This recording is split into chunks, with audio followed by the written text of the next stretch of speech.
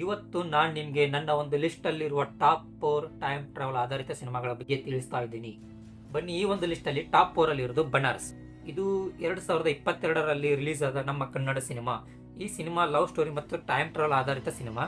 ಸಿನಿಮಾದ ಕೊನೆಯ ಒಂದು ತಾಸು ಏನಿದೆ ಅದಂತೂ ಸಖತ್ತಾಗಿತ್ತು. ಇಲ್ಲಿ ಟೈಮ್ ಟ್ರಾವೆಲ್ನ ಸ್ವಲ್ಪ ವಿಭಿನ್ನವಾಗಿ ತೋರಿಸಿದ್ದಾರೆ. ಸಿನಿಮಾ ನೋಡಿ ಮೋಸ ಅಂತೂ ನಿಮ್ಗಾಗಲ್ಲ, ಒಂದೊಳ್ಳೆ ಸಿನಿಮಾ ಅಂತಲೇ ಹೇಳ್ಬೋದು. ಇನ್ನು ಈ ಒಂದು ಲಿಸ್ಟಲ್ಲಿ ಟಾಪ್ 3 ಅಲ್ಲಿರೋದು ಮಾರ್ಕ್ ಆಂಟನಿ. ಇದು ತಮಿಳು ಭಾಷೆಯ ಸಿನಿಮಾ. ಈ ಸಿನಿಮಾ ಬೇರೆ ಟೈಮ್ ಟ್ರಾವೆಲ್ ಸಿನಿಮಾಗಿಂತ ಸ್ವಲ್ಪ ವಿಭಿನ್ನವಾಗಿದೆ.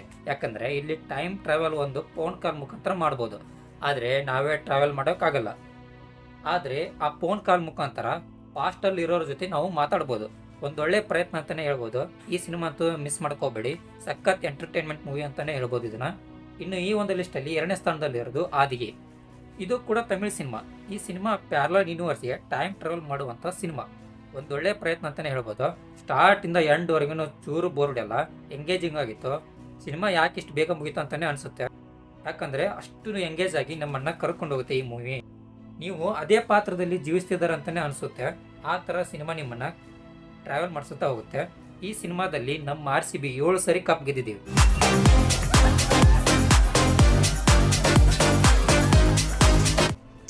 ಇದು ಆಕ್ಚುಲಿ ಚೆನ್ನಾಗಿರೋದು.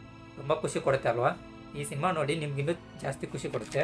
ಇನ್ನು ಈ ಒಂದು ಲಿಸ್ಟಲ್ಲಿ ಟಾಪ್ 1 ಅಲ್ಲಿರೋದು ಬ್ಲಿಂಕ್. ಇದು ನಮ್ಮ ಕನ್ನಡ ಸಿನಿಮಾ. ಈ ಸಿನಿಮಾ ಗ್ರ್ಯಾಂಡ್ ಫಾದರ್ ಪ್ಯಾರಾಡಾಕ್ಸ್ ಅನ್ನೋ ಟೈಮ್ ಟ್ರಾವೆಲ್ ಬೇಸ್ ಮೇಲೆ ಇರುವಂತಹ ಸಿನಿಮಾ. ಗ್ರ್ಯಾಂಡ್ ಫಾದರ್ ಪ್ಯಾರಾಡಾಕ್ಸ್ ಅಂದರೆ ಈಗ ನಾವು ನಮ್ಮ ಪಾಸ್ಟಲ್ಲಿ ಟೈಮ್ ಟ್ರಾವೆಲ್ ಮಾಡಿ ಅಲ್ಲಿ ನಡಿಬೇಕಾಗಿರೋ ವಿಷಯವನ್ನು ಅದಲು ಬದಲು ಮಾಡಿದಾಗ ಪ್ರೆಸೆಂಟ್ ಟೈಮ್ ಲೈನಲ್ಲಿ ಏನೆಲ್ಲ ಅವಾಂತರ ಆಗಿಬಿಡುತ್ತೆ ಅನ್ನೋದೇ ಈ ಸಿನಿಮಾದ ಪ್ಲಾಟ್. ಇನ್ನು ಸಿನಿಮಾ ನೋಡಿದ ಮೇಲೆ ಸ್ಟಾರ್ಟಿಂದ ಎಂಡ್ವರೆಗೂ ನಿಮ್ಮನ್ನು ಎಂಗೇಜಿಂಗ್ ಆಗಿ ಟ್ರಾವೆಲ್ ಮಾಡಿಸುತ್ತೆ. ಮಸ್ಟ್ ವಾಚ್ ಮೂವಿ ಅಂತಲೇ ಹೇಳ್ಬೋದು. ಇನ್ನು ನಿಮಗೆ ಟೈಮ್ ಟ್ರಾವೆಲ್ ಮೂವೀಸ್ ಇಷ್ಟ ಇದ್ದರೆ ಈ ಎಲ್ಲ ಸಿನಿಮಾಗಳನ್ನು ನೋಡಿ. ಒಂದು ವೇಳೆ ನೀವೇನಾದರೂ ಮೊದಲೇ ಈ ಸಿನಿಮಾಗಳನ್ನು ನೋಡಿದರೆ ಹೇಗಿತ್ತು ಅಂತ ಕಮೆಂಟಲ್ಲಿ ತಿಳಿಸಿ. ಮತ್ತು ಈ ಒಂದು ವಿಡಿಯೋ ನಿಮಗೆ ಇಷ್ಟ ಆಗಿದ್ದರೆ ಲೈಕ್ ಮಾಡಿ, ಇಲ್ಲಾಂದರೆ ಖಂಡಿತವಾಗಿಯೂ ಡಿಸ್ಲೈಕ್ ಮಾಡಿ ಅಂತ ಹೇಳ್ತಾ ಮತ್ತೆ ಸಿಗೋಣ.